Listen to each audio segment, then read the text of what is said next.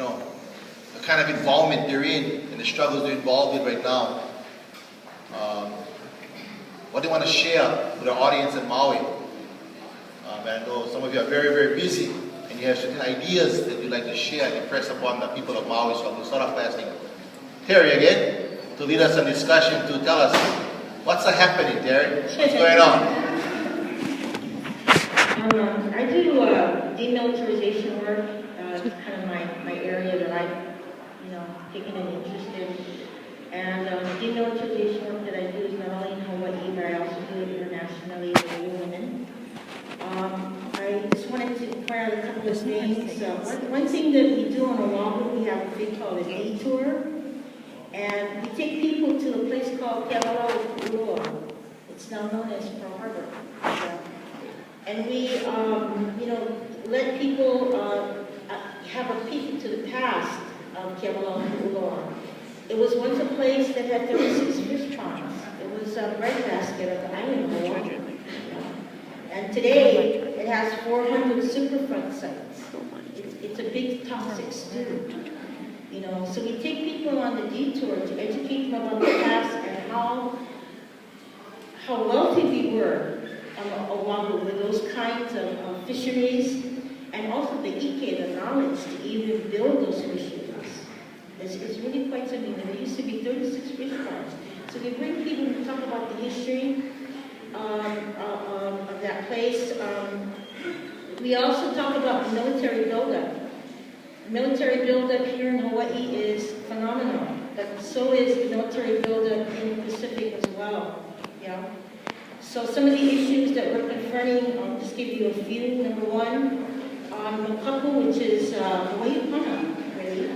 It was condemned and seized by the military. It's presently the Kaneohe Marine Corps Air Station. One of the biggest issues there is the coming of the Ospreys. An Osprey is a half airplane, half helicopter device. They're bringing 24 of them here. In addition to 24 other types of helicopters, it's a total of 48 that will be stationed on Makapu. Those same helicopters are going to be flown over for practice to the Big Island, Kapaloa. Yeah.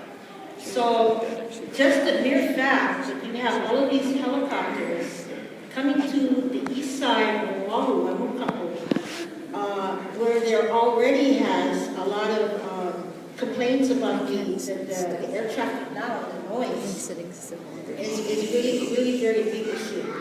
In order to build the hangars for these aircraft, they're going to be destroying a very old ala on Makapu. And so even though some of us have really tried to be on the spot, putting in our grievances and our concerns as part of the mitigation process, which really is you talk and then you do what we like doing anyway. Yeah.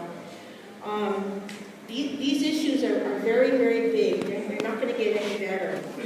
Another thing that we're looking at right now is military buildup, just alone by the Army. Right now, the Army has 133,000 acres of land in the middle of the Big Island. Yeah, it's grown. And it is being built as a world-class training facility. And not only is it going to be, and has been, used for live fire training, it is also going to be used now for more helicopter activity. So it's not only just ground space, but it's also airspace that they were intruding upon.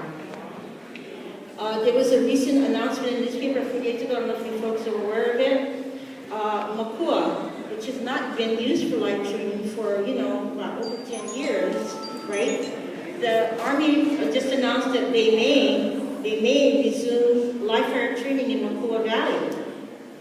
Now they have Lehue, which is Schofield Barracks on the opposite side. They have Pohakaloa, and yet they have dared to say that they're going to resume live fire training in Mapua Valley. That, I think, is going to be a real problem for them if they do.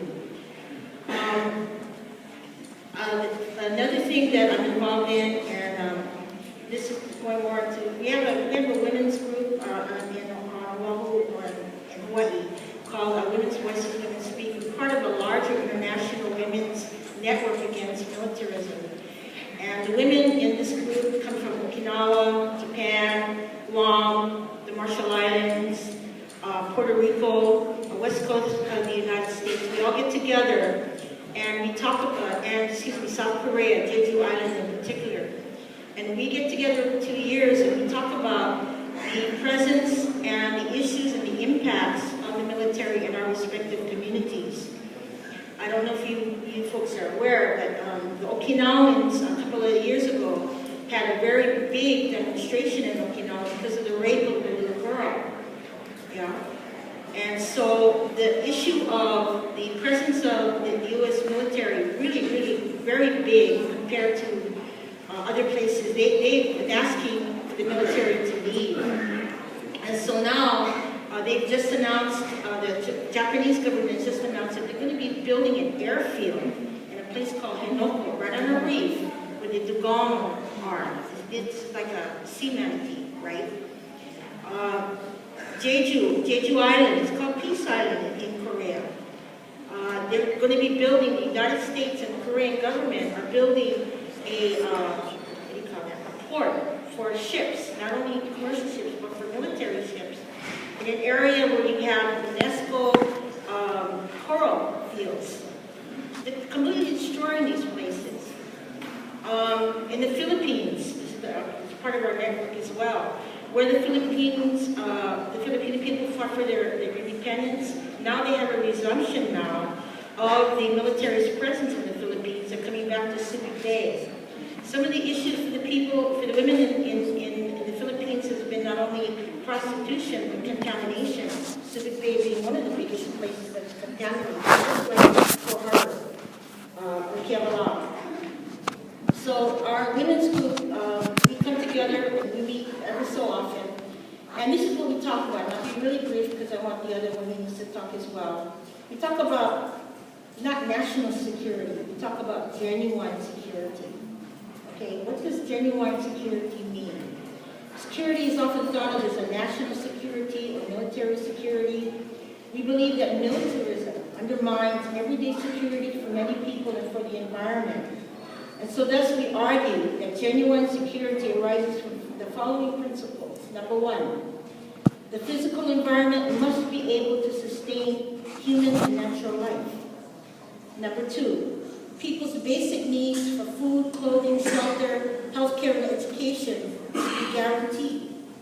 Number three, people's fundamental human dignity should be honored and cultural identities respected.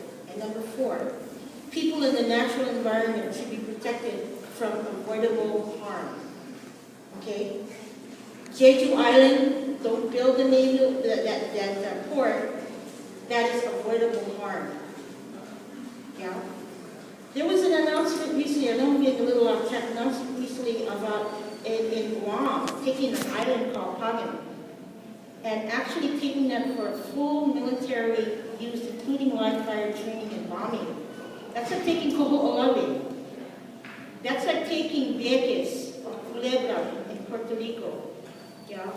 Our people and our friends and our sisters from Vieques and Puerto Rico tell us there is a relationship between all the years of bombing and contaminating that island and cancer rate. They have a very high cancer rate among the people.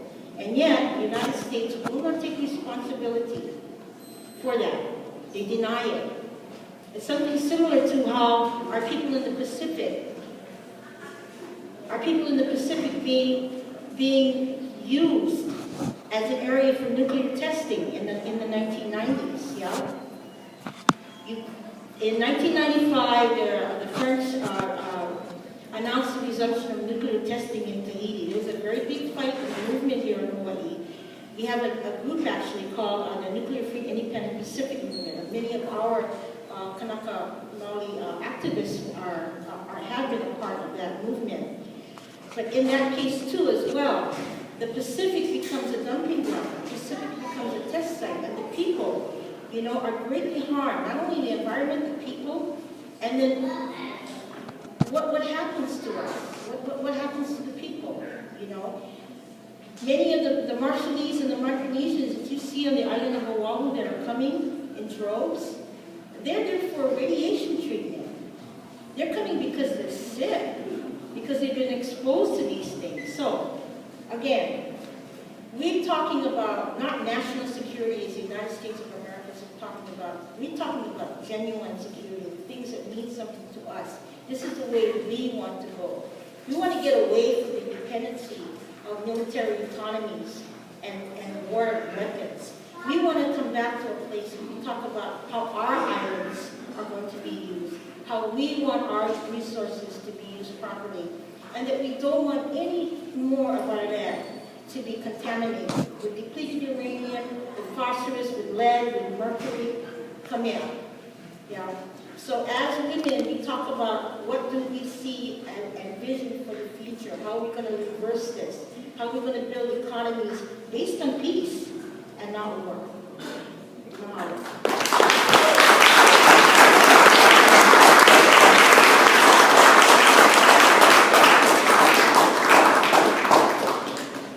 So I guess we're just going to go in order of age to beauty.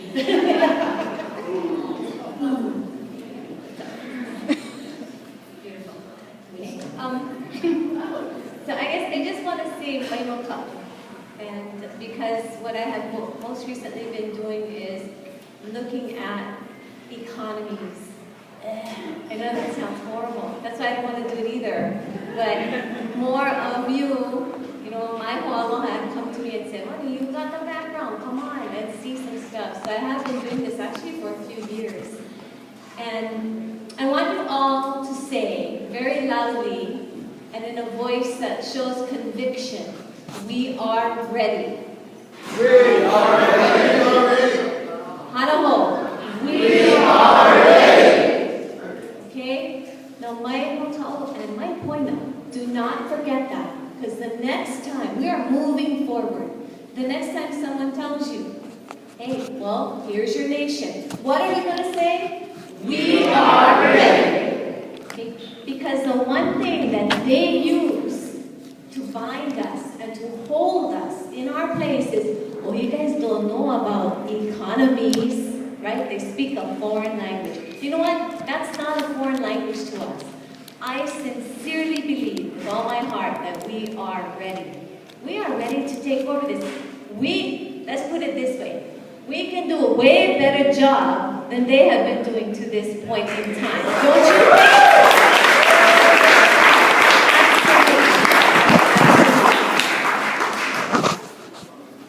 So, you know, at the time of the overthrow, our kingdom and our government was very progressive. We know this. We know that history.